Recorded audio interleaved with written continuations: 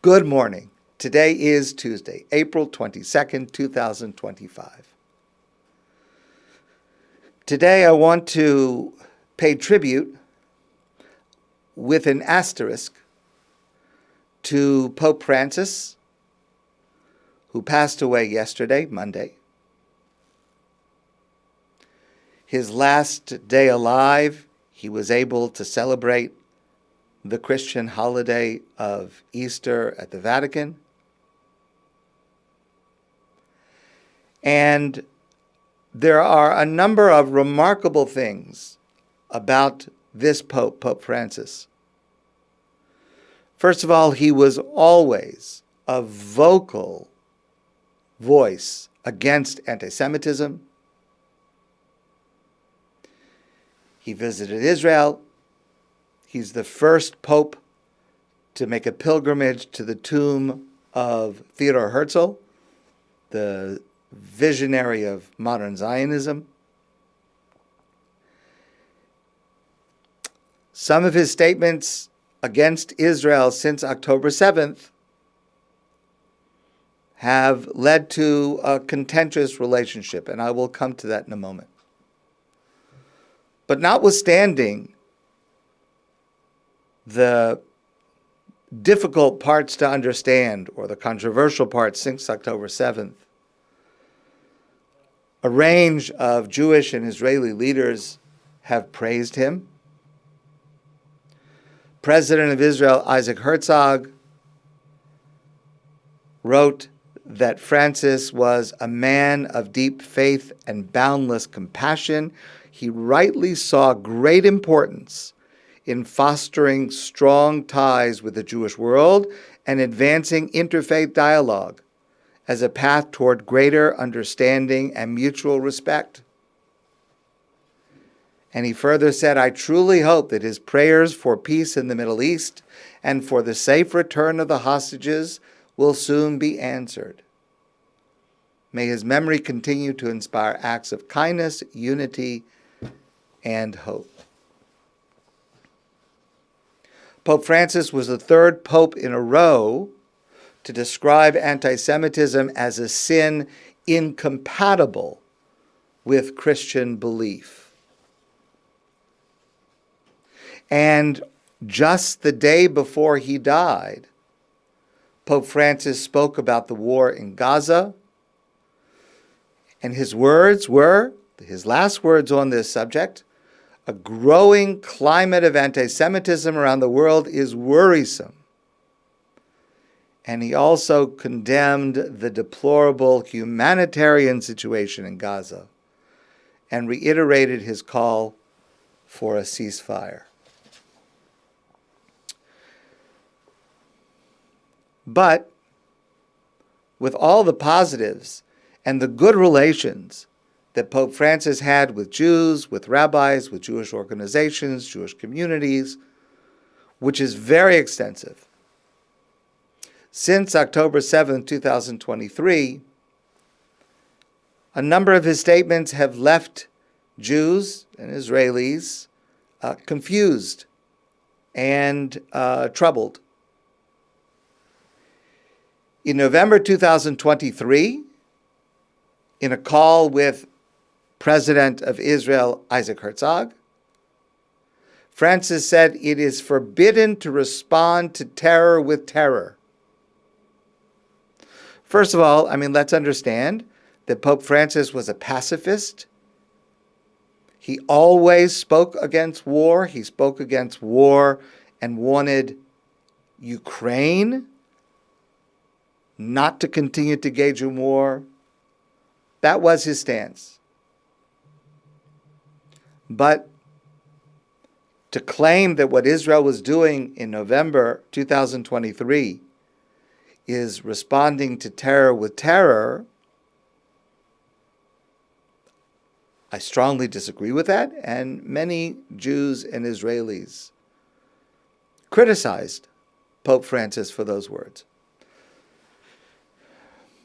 Shortly after the October 7 attacks, there were hundreds of Jewish leaders and scholars who wrote an open letter to Francis asking the Catholic Church to unequivocally condemn Hamas's attacks and distinguish terrorism from Israel's war on that group. And it took 3 months for the Pope to respond to a letter that condemned anti-Semitism, reaffirmed the bond between the Church and Jews, and stressed that his heart is torn at the sight of what is happening in the Holy Land by the power of so much division and so much hatred, but he failed to mention Hamas in that letter.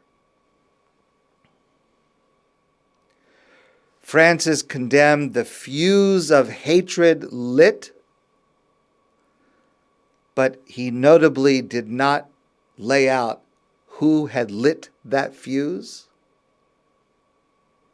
He lamented the spirit of evil that foments war. And finally, and perhaps most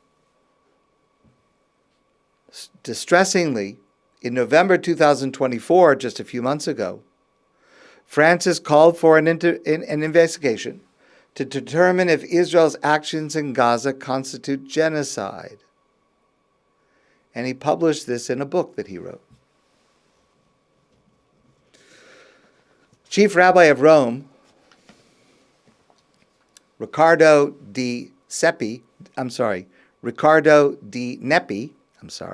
that's Rome's chief rabbi, said, after October 7th, I think people feel that it is impossible to trust the Pope fully. I don't know enough about him to put those statements since October 7th in a context of the rest of his work. But I choose not to let that be the last word on Pope Francis, but rather a very crucial subject that needs to be addressed. Francis will go down in history as a radical pope, a champion of underdogs who forged a more compassionate Catholic Church while stopping short of overhauling centuries-old dogma.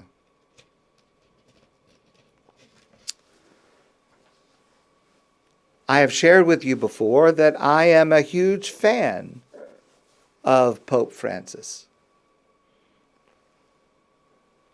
Again, notwithstanding his comments about the Gaza war since 2023.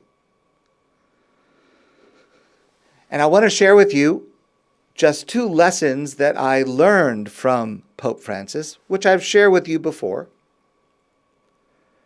that I think should be appreciated at this moment. First of all, over his entire adult life, his relationship with and attitude towards Jews has been warm and respectful and very much appreciated.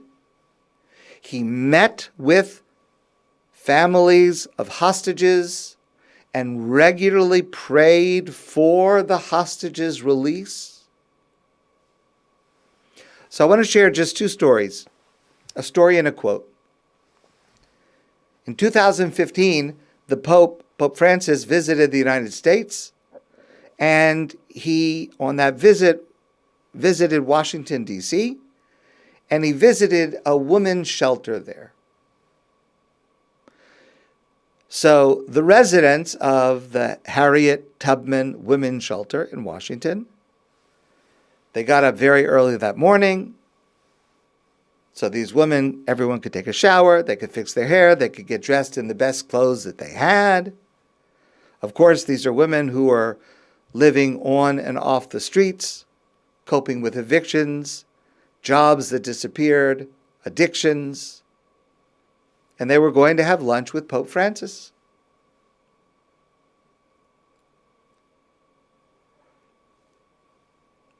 "300 guests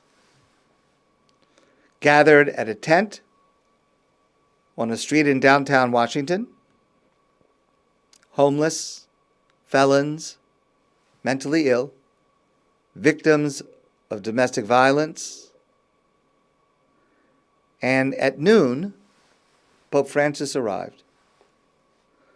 One woman who had been living at the shelter said, "He's a good man. He's about us." Another man said, "He came all the way here to see the homeless. That's very strange to have a monarch come to see the homeless." And a woman said, "The Pope cares. And that's what really matters." And I think that's true. I think the Pope truly cared about people who were disadvantaged. And I think he showed that in a very genuine way. And then the Pope spoke, and he shared words that I think inspire all of us, words that we should aspire to fulfill. He said, "In the face of unjust and painful situations, faith brings us the light which scatters the dark. Faith makes us open to the quiet presence of God at every moment in our lives, in every person and in every situation." Speaking to the people who were there, the women who were there, he said, "God is present in every one of you, in each one of you." This is the kind of leadership that can help heal the world. And I think Pope Francis devoted his life to trying to do that. Finally, I just want to share with you a quote from Pope Francis that I love. I've shared it before. Pope Francis said, "Rivers do not drink their own water. Trees do not eat their own fruit. The sun does not shine on itself, and flowers do not spread their fragrance for themselves. Living for others is a rule of nature. We are all born to help each other, no matter how difficult it is. Life is good when you are happy, but much better when others are happy because of you." I think that's the truest legacy of Pope Francis. Despite our differences in belief, and despite our differences since October 7th, may his memory urge people to be better, to love each other, to reduce hatred, because that's what he did throughout his life. My friends, I wish you a great day, and I look forward to seeing you soon in person.